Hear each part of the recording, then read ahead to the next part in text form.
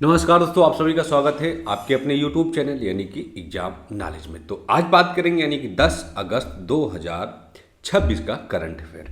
ठीक है, तो जैसे कि आप सभी को पता है कि हमारी डेली बेसिस की करंट अफेयर क्लास चलती है। डेली MCQ बेस पे होती है और 10 क्वेश्चन ऐसे एक नॉलेजेबल फैक्टेबल क्वेश्चन होते हैं करंट के डेली बेसिस के, जो आपके एग्जाम के लिए काफ़ी ज़्यादा यानी कि बहुत ज़्यादा महत्वपूर्ण जो है होते हैं। तो बहुत सारे क्वेश्चन होते हैं जो आपके एग्जाम में आते रहते हैं करंट से रिलेटेड। और करंट का जो अगर वेटेज देखेंगे आप तो कम से कम हर एग्जाम में 20 25 30 क्वेश्चन तो करंट का रहता ही रहता है। ठीक है, तो आज ये क्लास है और रिक्वेस्ट करते हैं आप सभी लोगों से कि लास्ट तक जरूर बने, क्योंकि लास्ट में ऐसे कुछ क्वेश्चन हमने ऐड किए हैं जो बेहद महत्वपूर्ण हैं आपके लिए। ठीक है, तो शुरुआत करते हैं, देखते हैं कि आज का जो ये क्लास है यानी कि 10 अगस्त की, तो ऐसे कितने क्वेश्चन जो हैं करंट से रिलेटेड जो बहुत ही इंपॉर्टेंट हो सकते हैं। ठीक है, तो बात करते हैं यहाँ पर पहले कि भारत ने गैर जीवाश्म ईंधन यानी कि नॉन फ्यूसल फ्यूल विद्युत क्षमता में कौन सा ऐतिहासिक मील का पत्थर जो है वो क्या हासिल किया गया है। ठीक, यानी कि नॉन फॉसिल फ्यूल विद्युत क्षमता में कौन सा ऐतिहासिक मील का पत्थर जो है वो क्या हासिल जो है वो क्या किया गया है। ठीक है, अब यहाँ बढ़ते हैं, जैसे ऑप्शन देखते हैं कि 150 गीगावाट, 200 गीगावाट या 300 गीगावाट या 500 गीगावाट। ठीक है, तो यहाँ पर अगर हम बात करते हैं तो इसके अगर हम सही आंसर की बात करते हैं तो इसका जो सही आंसर होगा वो होगा हमारा ऑप्शन नंबर सी यानी कि 300 गीगावाट। ठीक, कितना? 300 गीगावाट।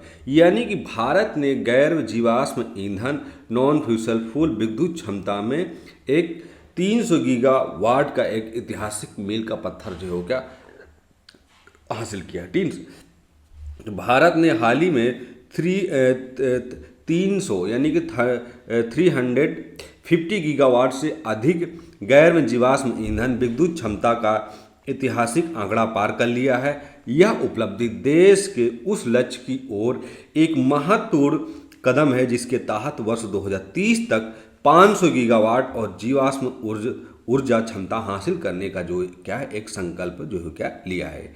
यानी कि अभी क्या है कि 300 गीगावाट से अधिक गैर जीवाश्म विद्युत क्षमता का एक ऐतिहासिक जो आंकड़ा है उसको पार कर लिया है। लेकिन यहाँ पर क्या है कि यह उपलब्धि तो क्या है, ये देखा जाए तो ये उपलब्धि हासिल कर दिया देश जो हमारा है वो और अग्रसित यानी कि आगे की ओर वो क्या है बढ़ रहा है। अब इसका एक महत्वपूर्ण कदम ये है कि 2030 यानी कि 2030 तक क्या है कि 500 गीगावाट गैर जीवाश्म ऊर्जा क्षमता हासिल करने का एक क्या है संकल्प जो हो क्या लिया है। ठीक, तो ये अगर बात करते हैं 500 गीगावाट, तो इसकी जो एक जो प्लान बना है वो क्या है कि 2030 तक 500 गीगावाट ऊर्जा क्षमता हासिल करने का एक वो क्या है संकल्प जो क्या लिया गया है। ठीक है, अब यहाँ पर हम बढ़ते हैं यानी कि हमारा अगला क्वेश्चन जो है क्वेश्चन नंबर हमारा जो है वो क्या है दूसरा है। यहाँ पर ये पूछा जा रहा कि हमारा GI टैग प्राप्त मिथिला मखाना, ठीक क्या है GI टैग प्राप्त मिथिला मखाना का पहला समुद्री शिपमेंट क्या है सिया शिपमेंट किस देश में भेजा गया है। यानी कि मिथिला का जो मखाना है वो समुद्री शिपमेंट में किस देश में भेजा गया है। ठीक, तो यहाँ पर हम ऑप्शन देखते हैं अमेरिका, ऑस्ट्रेलिया, ब्रिटेन, जापान। ये हमारे क्या है चार जो है वो क्या ऑप्शन है। लेकिन अगर हम देखते हैं कि जो सिया शिपमेंट जो देश में जब किस देश में भेजा गया है तो वो है हमारा ऑप्शन नंबर बी यानी कि ऑस्ट्रेलिया में। ठीक, तो GI टैग प्राप्त जो है यानी कि जो मखाना है, मखाना को क्या है GI टैग प्राप्त हुआ, तो मिथिला का जो मखाना है वो एक पहला समुद्री शिपमेंट से जो क्या ऑस्ट्रेलिया में जो क्या ये भेजा गया है। ठीक, तो बिहार के प्रसिद्ध GI टैग प्राप्त मिथिला मखाना का पहला समुद्री शिपमेंट हाल ही में ऑस्ट्रेलिया जो क्या भेजा गया है। इसमें अंतर्राष्ट्रीय बाजारों में मखाना निर्यात को बढ़ावा मिलेगा और किसान की जो आय होगी उसमें क्या है वो वृद्धि देखने को मिलेगी।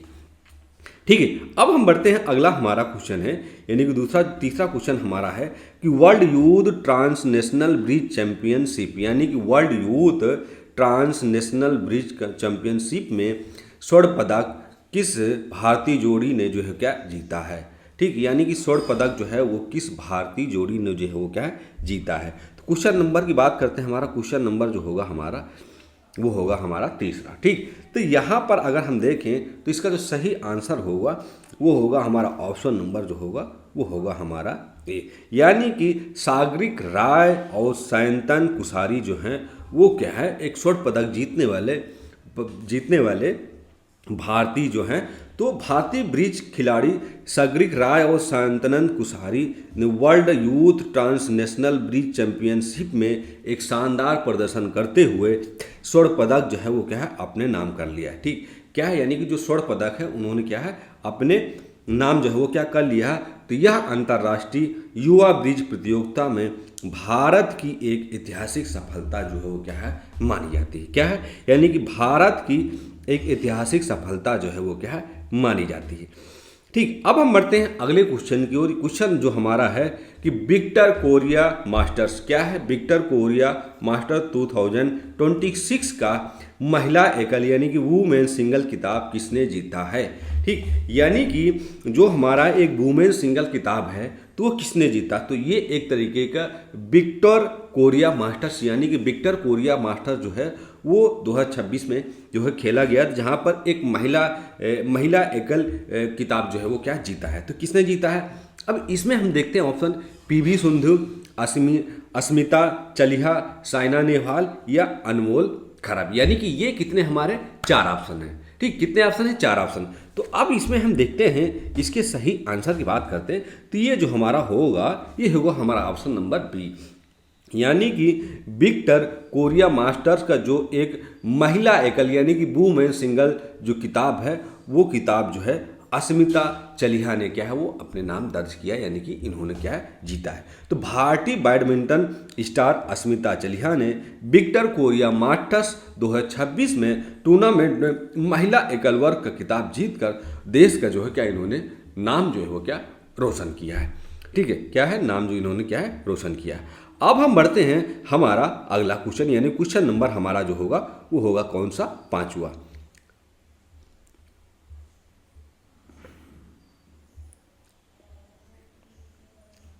ठीक है, पांचवा। तो पांचवा क्वेश्चन हमें यह कहता है कि भारतीय सेना प्रमुख यानी कि चीफ ऑफ इंडियन आर्मी की पहली महिला एडीसी यानी कि एड डे कैंप यानी कि एडीसी के रूप में किसे नियुक्त किया गया है। यानी कि भारतीय सेना का प्रमुख जो होता है यानी कि चीफ ऑफ इंडिया आर्मी की पहली महिला जो है वो एडीसी के रूप में जो है उसे क्या है नियुक्त किया गया। अब इसमें किसे नियुक्त किया गया है ये इसमें हमें देखना है। तो जैसे कि अगर आप एनडीए के एग्जाम देते हैं, एनडीए के जो यूपीएससी कराता है उस पेपर में ऐसे जो क्वेश्चन होते हैं बेहद महत्वपूर्ण जो है क्या माने जाते हैं। ठीक है, तो यहाँ पर अगर हम ऑप्शन की बात करते हैं, जैसे कि अगर हम ऑप्शन देखें तो यहाँ पर ऑप्शन अगर हम देखें तो जैसे कि कैप्टन भावना कंठ, कैप्टन शिवा चौहान या कैप्टन शिवानी या कैप्टन गीतिका कौर, ये हमारे क्या हैं चार ऑप्शन हैं। ठीक, कितने चार ऑप्शन हैं। तो यहाँ पर हम सबसे पहले देखते हैं इसके सही आंसर की। तो इसका जो सही आंसर होगा वो होगा हमारा ऑप्शन नंबर सी, यानी कि कैप्टन शिवानी। क्या होगा, कैप्टन शिवानी। तो कैप्टन शिवानी को भारतीय सेना के इतिहास में सेना प्रमुख की पहली महिला यानी कि एड द कैंप यानी कि एडीसी नियुक्त किया गया है। तो यह भारतीय सशस्त्र में महिला अधिकारियों की बढ़ती भूमिका और लैंगिक समानता की दिशा में एक बड़ा मील का पत्थर जो है वो क्या शामिल हो रहा है। ठीक, यानी कि जो भारतीय कैप्टन जो हैं शिवानी, उन्होंने क्या है कि भारतीय सेना के इतिहास में सेना की प्रमुख और पहली महिला यानी कि सेना की प्रमुख और पहली महिला जो है वो एडीसी के रूप में जो क्या है इनको जो क्या वो नियुक्त किया गया है। और यह भारतीय सशस्त्र बलों में महिला अधिकारियों की बढ़ती भूमिका और लैंगिक समानता यानी कि जो मेल फीमेल में जो एक समानता थी, जो लैंगिक समानता थी, उस समानता में इस दिशा में एक बेहद बड़ा जो एक मील का पत्थर जो है वो क्या साबित हुआ है। ठीक है, अब हम बढ़ते हैं अगले क्वेश्चन की। अगला हमारा क्वेश्चन जो है यानी क्वेश्चन नंबर हमारा है छठा ये कहता है कि हाल ही में चर्चा में रहा है डिजिटल प्लेटफॉर्म ई समुद्र। ठीक, यानी कि हाल ही में एक चर्चा का विषय जो बना हुआ था, कौन सा था? वो था हमारा डिजिटल प्लेटफॉर्म ई समुद्र, यानी कि निम्नलिखित में से ये किस चीज़ से संबंधित जो है वो क्या माना जाता है। ठीक, तो जैसे कि हम देखते हैं समुद्र शासन और डिजिटल पोर्ट प्रबंधन यानी कि मैरीटाइम गवर्नेंस या अंतरिक्ष अनुसंधान उपग्रह यानी कि प्रक्षेपण, गहरे समुद्र में खनिज उत्खनन, नौसेना की पनडुब्बी यानी कि सुरक्षा प्रणाली। ठीक, तो ये जो हमारे हैं, तो अगर हम देखें इसके सही आंसर की बात करते हैं, तो इसका जो सही आंसर होगा वो होगा हमारा ऑप्शन नंबर ए। तो समुद्री शासन और डिजिटल पोर्ट प्रबंधन यानी कि मैरीटाइम गवर्नेंस जो है वो इस समुद्र से क्या है, वो इसका जो है संबंध जो है क्या माना गया है। तो ई समुद्र जो है एक डिजिटल प्लेटफॉर्म है जिसे समुद्री शासन यानी कि मैरीटाइम गवर्नेंस और बंदरगाह से जुड़ी प्रशासनिक प्रक्रियाओं को अधिक सुगम और पारदर्शी और डिजिटल बनाने के लिए यह क्या है वो लॉन्च किया गया है। यानी कि प्रशासनिक प्रक्रियाओं को अधिक सुगम और पारदर्शी और डिजिटल बनाने के लिए जो है क्या वो एक लॉन्च किया गया है। ठीक है, तो ये हमारा क्वेश्चन नंबर क्या था, छठा था। ठीक है, अब हम बढ़ते हैं अगले क्वेश्चन की ओर। क्वेश्चन नंबर हमारा जो है वो क्या है, सातवां। तो क्वेश्चन नंबर हमारा सातवां ये कहता है कि भारत और संयुक्त राज्य अमेरिका की नौसेना के बीच ईओडी एक्सरसाइज जो है वो क्या है, ईओडी क्या होता है? तो ईओडी होता है एक्सप्लोसिव ऑर्डेंस डिस्पोजल का आयोजन कहाँ किया गया है। ठीक, यानी कि भारत और संयुक्त राज्य अमेरिका की नौसेना के बीच ईओडी यानी कि एक्सरसाइज 2026 एक्सप्लोसिव ऑर्डिनेंस डिस्पोजल जो है उसका जो आयोजन था वो कहाँ किया गया है। तो जिसे कि ऑप्शन देते हैं विशाखापट्टनम, कोच्चि यानी कि दक्षिण नौसेना कमान, मुंबई, ये सैन डियागो। ठीक, ये क्या है, सैन डियागो। तो क्वेश्चन नंबर हमारा जो है वो क्या है, सातवां है। सातवां की अगर हम बात करते हैं इसके ऑप्शन की, तो इसकी अगर हम ऑप्शन की बात करते हैं तो इसका जो ऑप्शन होगा वो होगा हमारा ऑप्शन नंबर बी। ठीक, तो ऑप्शन नंबर बी जो होगा वो बिल्कुल सही होगा। ठीक, क्या होगा ये, यानी कि बिल्कुल जो है वो क्या है, सही होगा। तो भारत और अमेरिका सेना की विशेष डाइविंग यानी कि ओडी दलों के बीच इन यूएसएन यूडी एक्सरसाइज का एक आयोजन जो है वो क्या किया गया। तो यहाँ पर भारतीय नौसेना के दक्षिणी नौसेना कमान कोच्चि में किया गया है। ठीक, यानी कि दक्षिणी नौसेना कमान जो है वो कोच्चि में किया गया है। यह अभ्यास जो है वो पानी के भीतर सॉल्वेज बम निरोधक और विस्फोटक अध्यापित निपटान पर केंद्रित जो है क्या माना जाता है। ठीक, यानी कि यह जो है पानी के भीतर किया गया है और ये एक बम निरोधक और विस्फोटक अध्यापित निपटान पर क्या है वो केंद्रित जो है वो क्या माना जाता है। ठीक है, अब यहाँ पर हम बढ़ते हैं अगला क्वेश्चन, यानी क्वेश्चन नंबर हमारा जो है वो क्या है, आठवां। क्वेश्चन नंबर हमारा आठवां ये कह रहा है कि यूनेस्को की हाल रिपोर्ट के अनुसार अगर हम बात करें तो भारत का शिक्षा पर होने वाला सार्वजनिक खर्च जो है वो कितने न्यूनतम वित्त पोषण मानकों को पूरा करता है। यानी कि यूनेस्को की हाल ही में रिपोर्ट के अनुसार अगर हम देखें बात करें तो भारत का शिक्षा पर होने वाला सार्वजनिक खर्च कितने न्यूनतम वित्त पोषण मानकों को पूरा करता है। तो ऑप्शन ए सभी मानकों को, ऑप्शन बी केवल एक न्यूनतम वित्त पोषण मानकों को, सी किसी भी मानकों को नहीं, या डी 2 मानकों को। तो क्वेश्चन नंबर हमारा जो है वो क्या है, 8 है। 8 की अगर हम बात करते हैं इसके सही आंसर की, तो इसका जो सही आंसर होगा वो होगा हमारा ऑप्शन नंबर बी। ठीक है, क्या होगा, यानी कि ऑप्शन नंबर बी जो होगा वो हमारा बिल्कुल जो है वो क्या सही होगा। ठीक, तो यूनेस्को द्वारा जारी एक रिपोर्ट में यह सामने आया है कि भारत का शिक्षा के क्षेत्र में किया जाने वाला सार्वजनिक व्यय केवल एक न्यूनतम वित्त पोषण मानकों को पूरा कर पाता है जो देश में शिक्षा बजट को बढ़ाने की आवश्यकता रेखांकित करता है। यानी कि यहाँ पर हमें ये समझने की बेहद जरूरी है कि भारत में जो एक शिक्षा का जो क्षेत्र है उस क्षेत्र में सार्वजनिक व्यय यानी कि खर्च करना केवल एक न्यूनतम वित्त पोषण मानक को ही पूरा कर पाता है जो देश में शिक्षा को बजट बढ़ाने के लिए आवश्यकता का क्या है रेखा। यानी कि हाँ, इस भारत देश में शिक्षा का जो बजट है वो महत्वपूर्ण होता है, क्योंकि शिक्षा का बजट जितना ज़्यादा होगा तो हमारी जो शिक्षा व्यवस्था है वो बेहद सुचारू और महत्वपूर्ण और सही और सरल तरीके से जो होगी, क्योंकि ये शिक्षा कि बजट में जो शिक्षा जो है, शिक्षा जितनी बेहद संवेदनशील, जितनी अच्छी पारदर्शी तरीके से जो हमारे युवा जो नए नए लोग उनको जितनी अच्छी जानकारी, सटीक जानकारी दूंगे, उतना ही हमारा आने वाला जो देश है, भारत है, वो बेहद समृद्ध, शक्तिशाली जो हो क्या बनता जाएगा। ठीक है, अब यहाँ पर हम बढ़ते हैं अगले क्वेश्चन की ओर, यानी क्वेश्चन नंबर हमारा जो है वो क्या है, 9।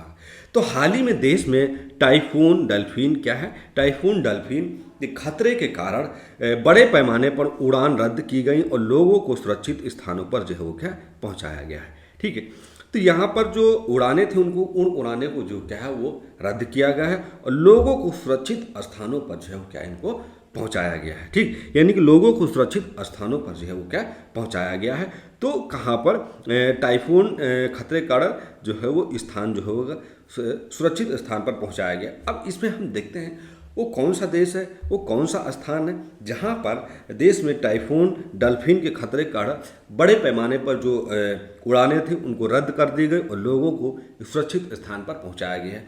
अब वो कौन सा देश है, कौन सा ऑप्शन होगा इसमें, जैसे कि जापान और फिलीपींस, चीन, ताइवान, ये हमारे 4 देश हैं।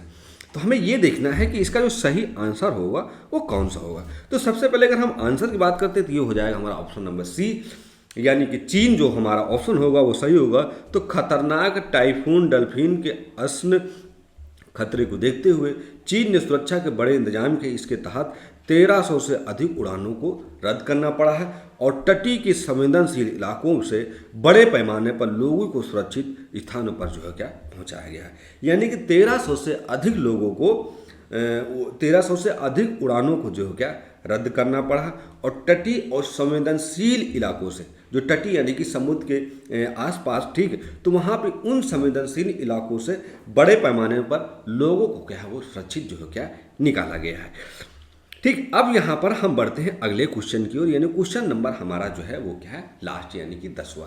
जैसे कि हमने आपको बताया था शुरुआत में कि लास्ट तक हमारी क्लास को देखना बेहद ज़रूरी है, क्योंकि लास्ट में ऐसे क्वेश्चन हम ऐड करके रखते हैं जो आपके आने वाले एग्जाम के लिए बेहद महत्वपूर्ण होते हैं। ठीक, अब यहाँ पर हमारा ये क्वेश्चन कह रहा है 10वां कि भारत की अंतरिक्ष तकनीक से संबंधित एवरेस्ट क्या है। ठीक, यानी कि जो भारत की एक अंतरिक्ष तकनीकी है, उस तकनीकी से अगर संबंधित चीज़ों को बात करें, जो एवरेस्ट है वो एवरेस्ट क्या कहलाता है। एवरेस्ट की अगर हम बात करते हैं, ये एक नया संचार उपग्रह होता है या एक high thrust FFSC rocket engine, यानी कि high thrust FFSC rocket engine है, या एक क्रूज मिसाइल है, या एक मौसम पूर्वानुमान राडार प्रणाली है। ठीक, क्वेश्चन नंबर हमारा क्या है 10 है। तो इसका ऑप्शन की बात करते हैं तो ये हो जाएगा हमारा ऑप्शन नंबर बी। तो एक हाई थ्रस्ट रॉकेट इंजन जो है वो क्या है इंजन है, जिससे एवरेस्ट एक उच्च थ्रस्ट वाला full flow stage combustion rocket engine है। इसके विकास के साथ भारत उन चुनिंदा देशों कंपनियों के समूह में शामिल हो रहा है जो इस उन्नत तकनीक पर काम कर रहा है या भविष्य के पुनः चक्रण योग, यानी कि रियूजेबल रॉकेटों की लागत को कम करने में जो है क्या मददगार जो है वो क्या साबित कर रहा है। तो इस उन्नत तकनीक पर काम कर रहे हैं या भविष्य के पुनः चक्रण योग, यानी कि रियूजेबल रॉकेटों की लागत को कम करने में जो क्या एक मददगार जो है वो क्या साबित हो रहा है। ठीक, तो ये हमारी आज की क्लास थी, यानी कि 10 अगस्त 2026 की ये हमारी करंट अफेयर की क्लास थी। जैसे कि हमने बहुत सी क्लासेस में बहुत सी चीज़ों में बताया है कि जो हमारी डेली बेसिस जो करंट अफेयर की जो क्लास होती है वो देखना आपके लिए बेहद ज़रूरी होता है। ठीक, तो इस क्लास को हम यहीं पर समाप्त करते हैं, फिर मिलेंगे नेक्स्ट क्लास के साथ। जय हिंद।